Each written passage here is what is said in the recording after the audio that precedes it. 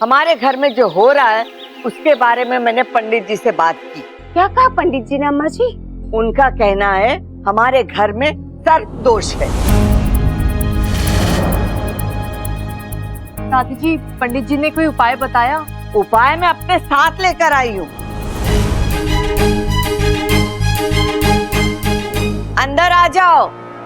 झूम झूम के झूम लूं, घूम घूम के घूम लूं, नाग जगत के सारे राज मैं अपनी बीन से ढूंढ लूं।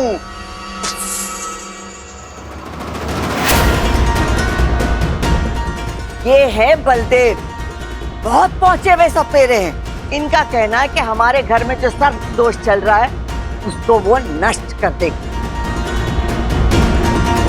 बलदेव, ये है मेरा पोता बबल। अच्छा खासा हट्टा कट्टा मुस्टंडा पहलवान है, लेकिन आज सुबह उठने के बाद अचानक सांपों की तरह रेंगने लग गया।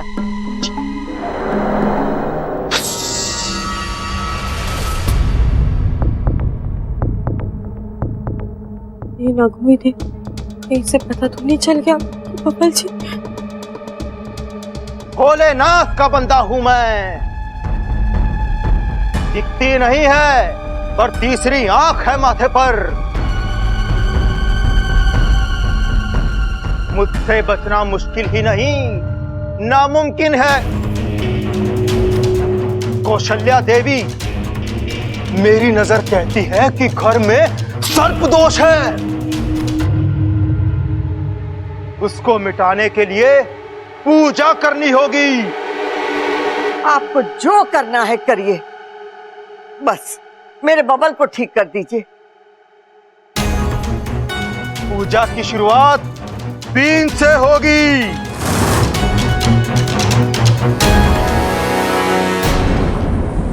बीन? नहीं नहीं नहीं, इनकी आवाज सुनकर तो बबल जी नाग बन जाएंगे। क्या करूं, कैसे रोकूं सपेरे को? तो करना होगा इच्छा बनना।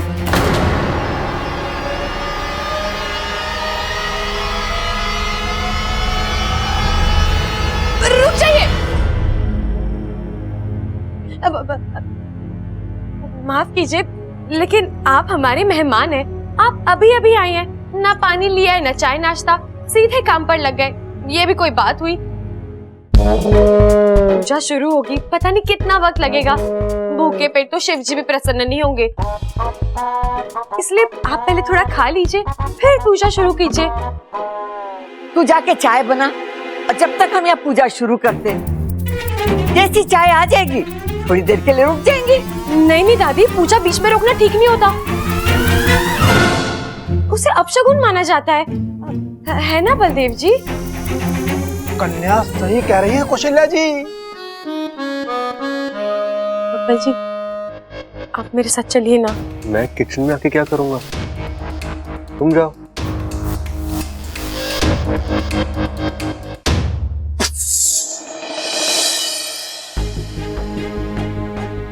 एक मुसीबत टलती नहीं कि दूसरी आ धमकती है। कैसे बचूं इससे? बब्बल जी को बता भी नहीं सकती कि वो इच्छाधारी नाग बन चुके हैं। उन्हें उस सपेरे से दूर रहना है।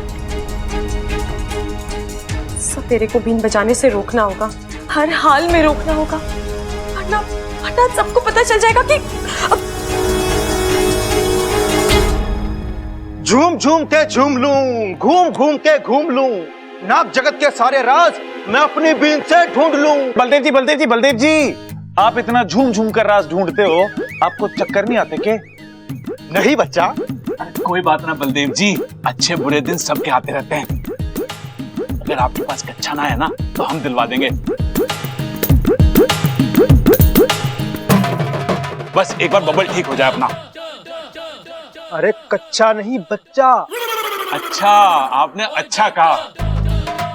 अरे अच्छा नहीं बच्चा है सच्चा?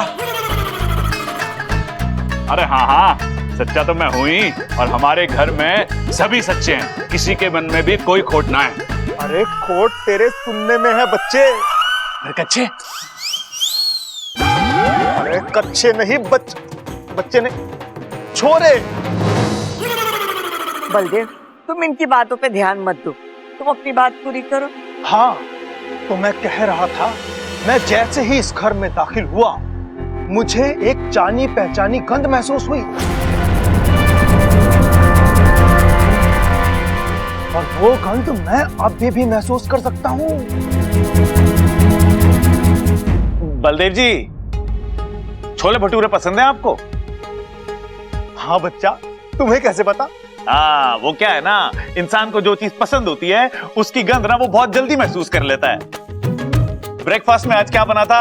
छोले भटूरे। बस उसी की गंध यहाँ पे फैली हुई है, आपने सूंघ ली, देता ली।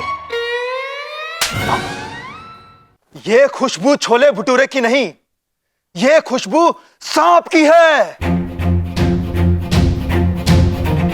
इस घर में सांप है। देव जी, आप एकदम सही कह रहे हो। हमारे घर में सांप ऐसे निकलते हैं जैसे उन्हीं का बिल हो, जब देखो आ जाते हैं, जब देखो चले जाते हैं। ये तो बड़ा ही खतरनाक है आप लोगों के लिए। ये सांपों की फितरत आप लोग नहीं जानते। जिसका दूध पीते हैं उसी को ही डसते हैं। उन पर भरोसा करना मतलब मौत को दावत देने के बराबर है। ये लो, मैं इसे चाय पिला रही हूँ और ये हमारी बिरादरी की बुराई कर रहा है। माफ करना बब्बर जी, मैं करना तो नहीं चाहती लेकिन करना पड़ रहा है, मजबूरी है।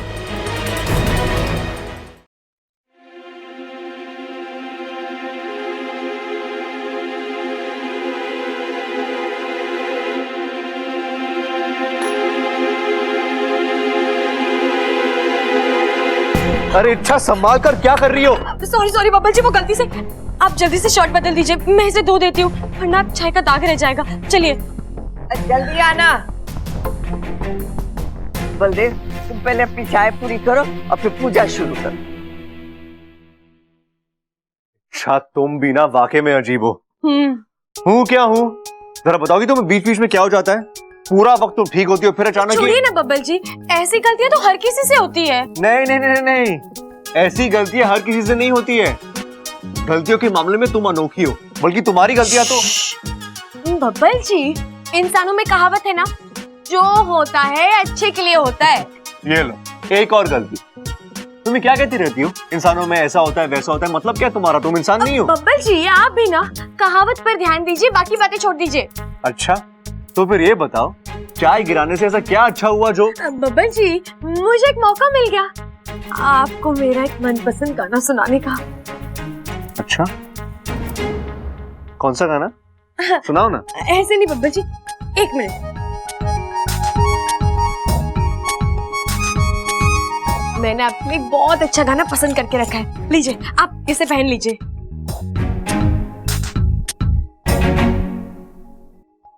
बलदेव, पूजा शुरू करो। हाँ।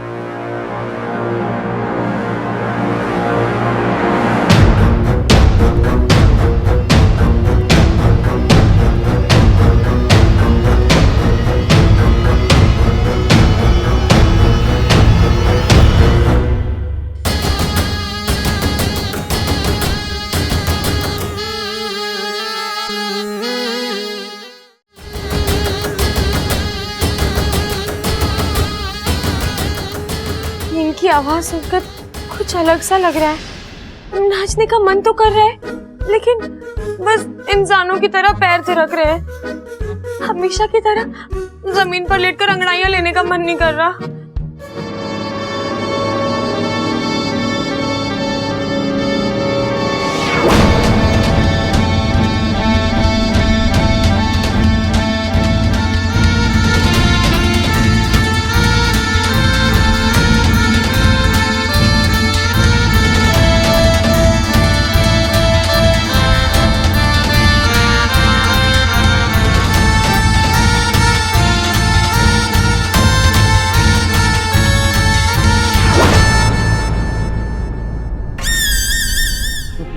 अच्छा,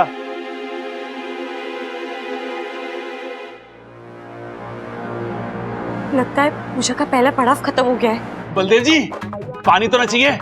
पानी अरे बातें ठोकना बंद कर, पानी लाके पिला। अच्छा चाहिए लाता हूँ। पानी। अरे बबल जी, आपने इसे क्यों निकाल दिया? गाना सुनिए ना। अरे सुन तो लिया एक बार, तो एक गाना क्या बार बार सुनूं मैं? बाबा जी। अजीब हो तुम। बलदेव जी पानी।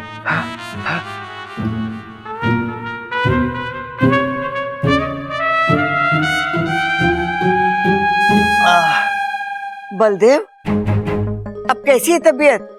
अच्छा लग रहा है। तो चलो फिर से पूजा शुरू करो। एक मिनट दादी रुको।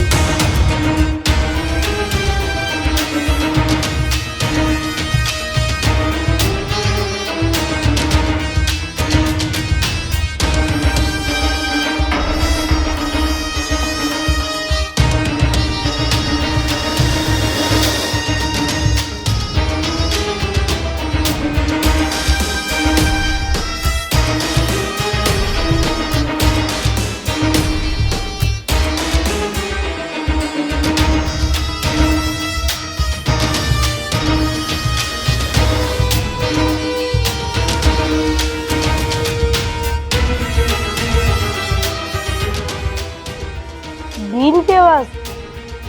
हमारे घर में बीन कौन बजा रहा है?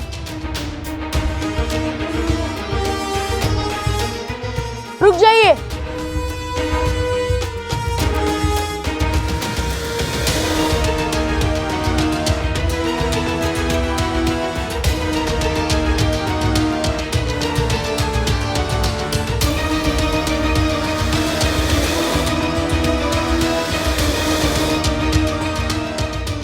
क्या कर रहा है छोरा? तमीज वमीज बुधवार के बाजार में बेचा है के? घर में क्या चल रहा है उसे पहले देख, समझ और फिर बोल। अरे घर में पूजा चल रही है और तू? लेकिन दादी, अगर बीन ऐसी ही बजती रही तो मैं पढ़ूंगा कैसे? टीचर ने आज इतना सारा होमवर्क दिया है कि अगर 2 दिन तक लगातार पढ़ूं ना तो वो भी खत्म नहीं होगा। लेकिन पूजा चल रही है ना छोरा।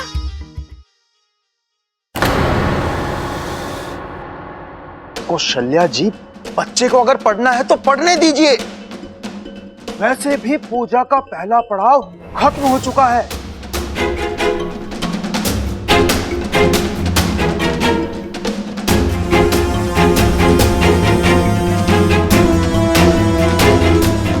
अब पूजा का दूसरा पड़ाव शुरू करेंगे।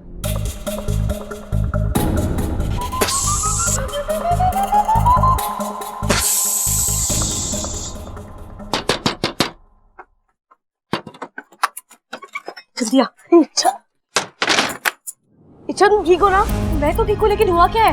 अच्छा, बाहर सपेरा आया है। तुमने भीम की आवाज तो सुनी ना, फिर भी तुम नागिन नहीं बनी। अब मजबूरी में तो क्या, मैं चाह कर भी नागिन नहीं बन सकती। क्यों? मैं इच्छाधारी नागिन की सारी शक्तियां खो चुकी हूँ। हम जब बब्बन जी का जन्मदिन मना रहे थे, उस वक्त नागिस्तान में नागोमी देव की सालाना पूजा हो रही थी। वो साल की सबसे बड़ी पूजा होती है और हर नाग और नागिन को उसमें शामिल होना अनिवार्य होता है। लेकिन कल यहाँ देर हो गई और तुम वहाँ नहीं पहुँच पाई। हाँ, और इसी वजह से नागोमी देव मुझसे नाराज हो गए। उन्होंने मुझे सजा दी है, मेरी सारी शक्तियाँ छीनकर किसी और को दे दी है। किसे?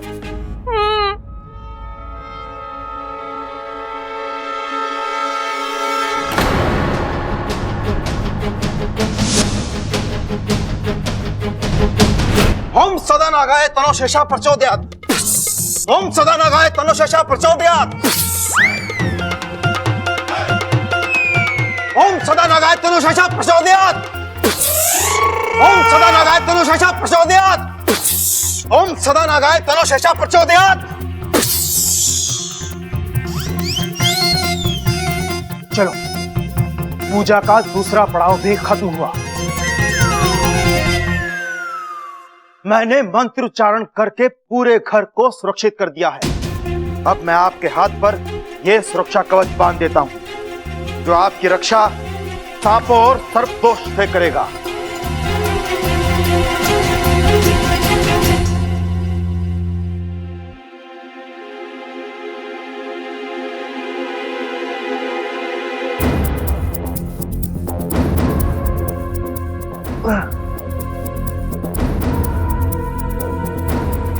बब्बल जी, आप ठीक है ना?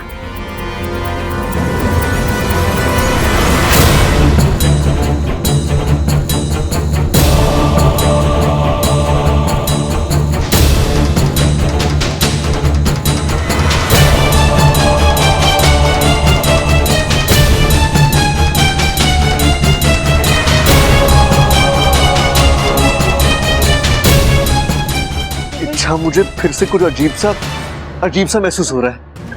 बब्बल जी, क्यों ना हम शिव जी के मंदिर जाएं, उनके दर्शन कर लेते हैं, आपको अच्छा लगेगा। लेकिन घर में भी तो पूजा है, उसका क्या? हाँ, वो तो चलती रहेगी। हम शिव जी का आशीर्वाद ले लेंगे, उनसे प्रार्थना करेंगे कि यहाँ की पूजा बिना किसी रुकावट के संपन्न हो जाए। मान जाइए बब्बल जी, आपको जल्द से जल्द इस घर से निकलना होगा, वरना वो होगा जो आप कभी देखना नहीं चाहेंगे। चले बब्बल जी।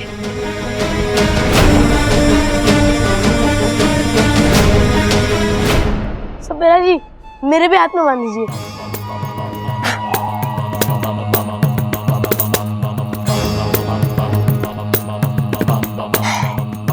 बल्लू बल्लू भाई साहब, आपकी पूजा लंबी चलने वाली है, हम दोनों को बहुत भूख लगी है, पहले आप हमारे हाथ में बांध दीजिए।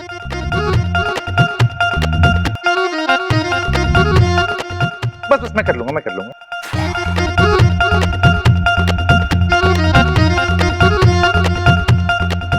ये लो, इच्छा और बबल भी आ गए।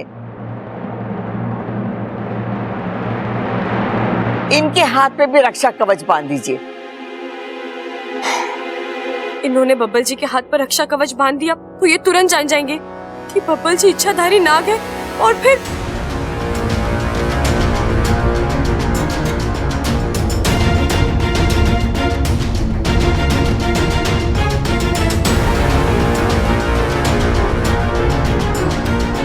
अरे सपेरा जी, मेरा धागा खुल गया, वापस बांध दीजिए प्लीज।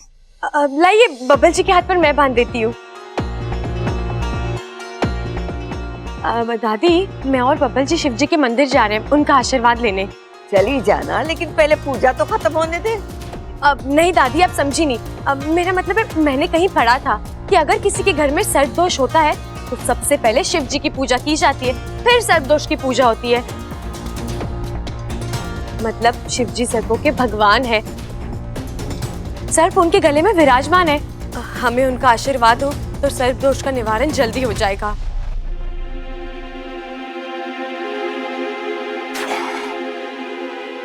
ठीक है, चली जा। चलें बब्बल जी, चलिए। बबल के हाथ में जरूर धागा बांध देना। जी दादी।